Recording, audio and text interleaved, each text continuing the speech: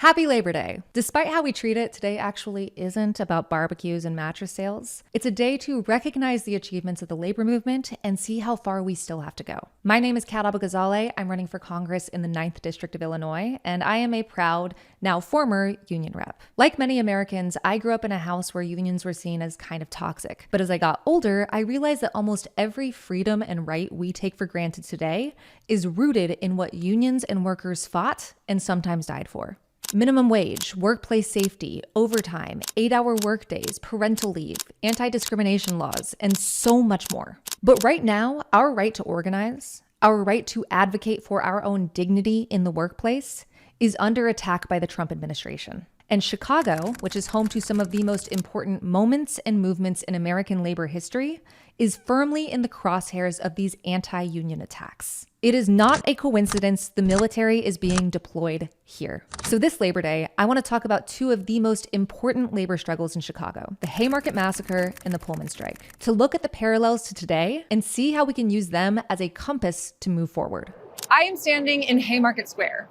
That name might sound familiar, but you've probably heard it in the context of the Haymarket Affair, the Haymarket Riot, or the Haymarket Massacre. This was the site of a massive labor demonstration that took place on May 4th, 1886. 2 days later, workers confronted strikebreakers at a company plant, and tensions rose until police shot in the crowd, killing 6.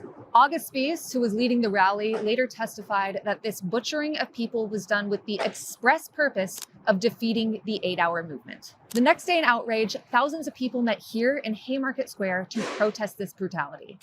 Police advanced on the peaceful crowd, and after an unknown person threw a bomb at them, gunfire broke out. Nearly all sources agree the police shot first. The negative effects of this incident are hard to overstate. There was a massive backlash against the 8-hour movement and a crackdown against organizing in general. Union halls were raided, workdays were restored to 10 hours a day or more, and anti-union propaganda flourished across the country. 2 of the prominent organizers at the Haymarket rally asked for clemency and were sentenced to life in prison before being pardoned 6 years later. One of them killed himself in prison. And the other 5, including Spies, were hanged on November 11th, 1887. Spies' last words are engraved on the Haymarket Martyrs Monument. The day will come when our silence will be more powerful than the voices you are throttling today.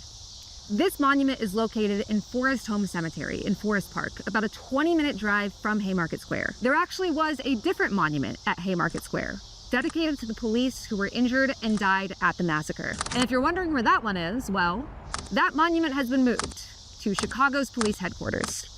To this day, International Workers' Day takes place on May 1st in commemoration of the Haymarket Massacre. But this wasn't even an isolated incident. It's not even unique to 1887. Authoritarians and abusive workplaces still use the police to silence organizing today. This is happening right now. It is getting worse right now. Union busting and intimidation are tactics to diminish that power, and police are their tool to do it. We need to prepare ourselves for police to be used in this fashion more often now. Donald Trump is already de-recognizing federal unions, many of whom have workers in Chicago, Evanston, Skokie, and Illinois as a whole. But it's not going to stop at federal workers. And I promise you, if they are willing to have our own military occupy our own cities, they will absolutely use it to force you to work. Which is unfortunately an appropriate segue to the Pullman Strike.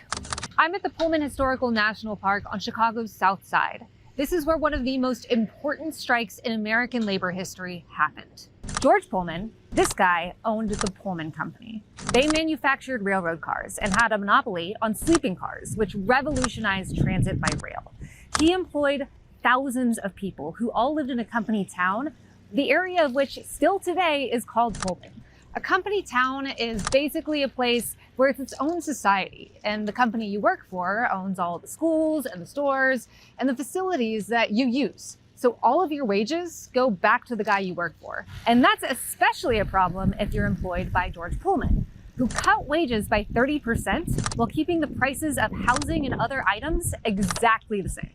This resulted in a strike. The American Railway Union, which encompassed about 35% of Pullman's workers, refused to run any trains with Pullman cars. This is great, except for the fact that the ARU refused to include Black workers, despite Pullman being one of the largest employers of Black Americans across the country. This actually led to, decades later, the creation of the first all-Black union, the Brotherhood of Sleeping Car Porters. But this type of discrimination was a huge misstep for the ARU, both from an obviously racist, but also strategic point of view. The Pullman Company brought in Black workers as strikebreakers, who, after being denied ARU solidarity and generally having to live in 1890s America, had few other options for employment. This led to heightened racist tensions and violent conflicts between workers and strikebreakers, on top of the already existing stresses of the strike. But for more than 2 months, the Pullman strike went on.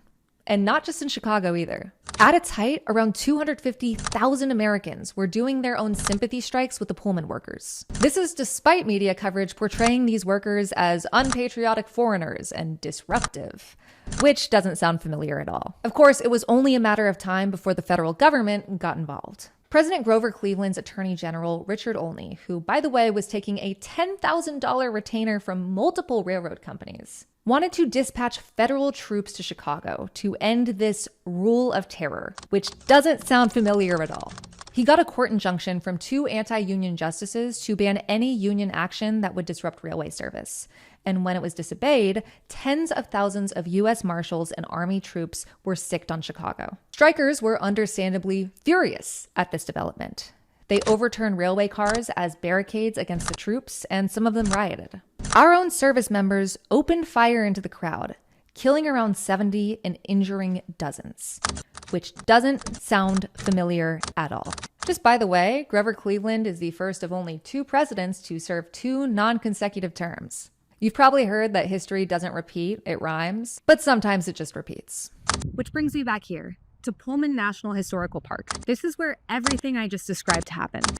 This is where those workers fought and died for our dignity. You can also visit the A. Philip Randolph Pullman Porters Museum that documents the vivid history of Black Americans in the labor movement, and especially the Pullman Porters, the first all-Black union in America.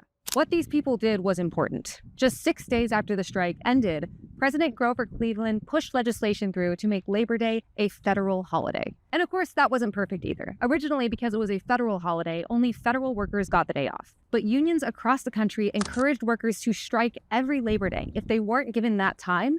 And eventually, every U.S. state and territory designated Labor Day a statutory holiday, meaning that any worker is entitled to time off or premium pay if they work. It's been 130 years, and we have made a lot of headway in workers' rights. In 1913, we established the Department of Labor, which governs workplace safety, oversees unemployment benefits, and establishes standards for wages and hours. In 1935, we passed the National Labor Relations Act, which guarantees the private sector the right to collective bargaining. And today, decades later, millions of Americans belong to a labor union. But those wins are under attack. Union membership is at historic lows across the country. This is for a variety of reasons. The rise of gig work, aggressive union-busting tactics from corporations like Amazon and Starbucks, and anti-union propaganda across the private sector, often spearheaded by conservative think tanks like the Heritage Foundation, which wrote Project 2025. Right now, 60 million workers across the US could be unionized, but they're not. And it makes sense. If you try to start a union at your company as an at-will employee, you could be fired. Of course, not in retaliation, but for some other bullshit reason. Hell, they might even close down your store. And in this economy, that not only screws you over, but it'll probably chill union talk amongst your coworkers, which is the point. But all of that was happening before this administration. It's just getting even worse now. Throughout my campaign, I've been regularly attending protests for the AFGE, the American Federation of Government Employees. This union represents around 800,000 workers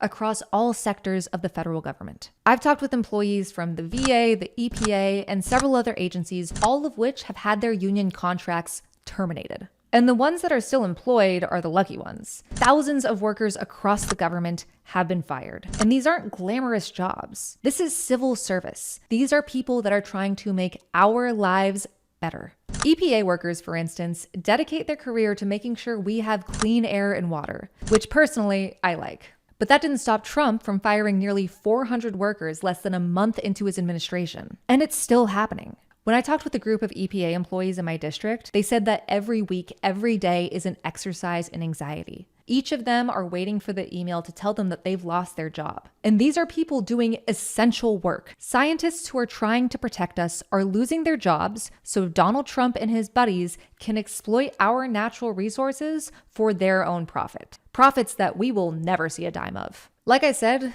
their union contract isn't valid anymore, but I think it's really important to note this. The second item in the EPA union contract was about scientific integrity. The right for EPA workers to conduct actual scientific research and not just push propaganda for those in power. And that's why they're under attack. Their own contract, meant to protect their jobs, was focused more than anything on science and how to protect the American people. And if this cruelty feels like it is just reserved for government employees, I have really bad news. Federal employees are just step one. And if we don't hold the line here, the private sector is next. So what can we actually do?